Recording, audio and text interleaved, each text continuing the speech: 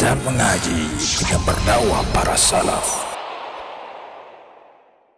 Baik, berikutnya telah tersambung kembali pertanyaan. Halo, assalamualaikum. Waalaikumsalam. Dengan ibu siapa, di mana ibu? Dengan hamba Allah di Siak. Hamba Allah di Siak. Silakan ibu pertanyaannya. Begini Ustadz, Ya. saya mau menanyakan tentang sholat id. Apa bacaan takbir yang kedua, ketiga gitu kita membaca apa Ustadz? Terus yang kedua, apabila kita sholat id, kita kebagian di halaman masjid, apakah kita sholat tahiyat masjid Ustadz?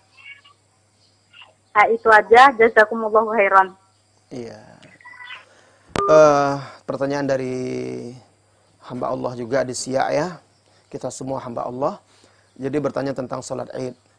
Kalau sholat id itu yang dibaca di antara takbir-takbir itu apa? Ada beberapa, ya sebagian di kitab-kitab fikih, kita baca di antara takbir itu dibaca tasbih, ada tasbih khusus ya bacaannya ya.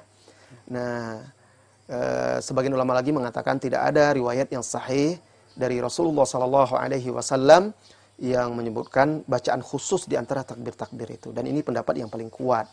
Jadi di antara takbir-takbir itu tidak ada bacaan khusus. Mau berdoa kepada Allah Subhanahu wa taala silahkan, mau bertasbih silahkan. Ya, tidak ada masalah insyaallah. Yang penting tidak ada mengkhususkan bacaan tertentu di antara takbir itu. Kemudian yang kedua, kalau kita sholat id, lalu kita kebagian sholat id di masjid, diadakan, lalu kita kebagian di halamannya. Ya, bukan di masjidnya. Apakah ada sholat tahiyatul masjid juga atau tidak? Yang pertama, saya ingin memberikan nasihat terkait masalah pandemi ini.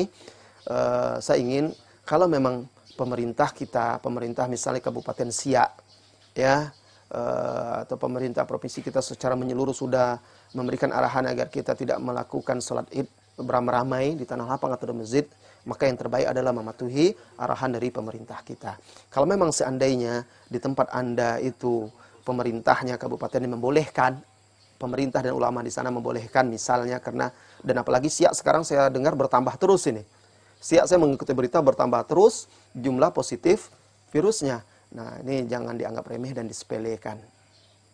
Ya, jadi kalau memang seandainya diadakan dan dibolehkan, lalu Anda mengikutinya terlambat misalnya atau dapat tempat di luar, maka kalau halamannya itu tidak termasuk bagian masjid, misal kalau teras itu dijaga, dibersihkan, dirawat, tidak boleh orang membawa sendalnya, dibersihkan, disucikan, itu termasuk bagian dari masjid. Kalau terasnya, berarti di sana ada tahiyatul masjid. Tapi kalau hanya di halaman tanahnya yang tidak termasuk bagian dari masjid, cuma bagian dari halamannya saja, di sana motor bisa parkir, sendal apa semuanya, najis pun tidak dibersihkan dari situ kan, biasa saja. Nah ini tidak termasuk bagian dari masjid, tidak ada sholat tahiyat di sana. Allahu a'lam bissawab.